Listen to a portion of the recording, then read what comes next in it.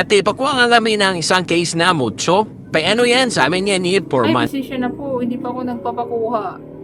Isang case? Sasahod naman sa linggo, pakuha muna. Hindi po. Ayaw mo talaga? Pay for a man yan, oh. Babayaran ka naman. Sa may reklamo kita. Gusto po, samahan po kita. Tara. Punta tayo sa barangay. Magsarado pa na. Hindi nga kita kilala eh. Coffee na? Nasaan na po talaga? Wala pa po eh. Oo, Sige dito po, ko nga ID sinin dyan. sa harap mo. Okay na yun, scam ko yata Wala eh. pa. Ikaw yata yung scam. Dito lang ako ate, hindi ako scam. Ate nga ng cellphone mo. Ayan, send na. Hindi pa po yan tapos. I-click nyo po yung malit na box dyan. Tapos magko-color blue yung send. Yan, click mo din yan. Click pa ba to? Ito. O, di ba? Okay. Ayun yan. O, meron na. Dito na.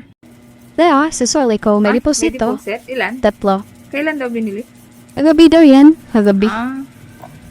Pinapasuli ng anak ko. May deposit daw yan. Ito. Sige. May deposit to. Ang dami niyan, tiya. Oo, naipon Pero kasi. plastic. Ano yan? Mucho, malalaki. May deposit?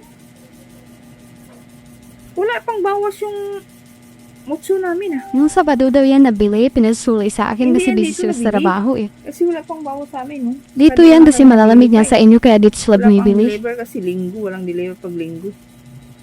Lunis pa lang tayo ngayon. Wala pang bawas.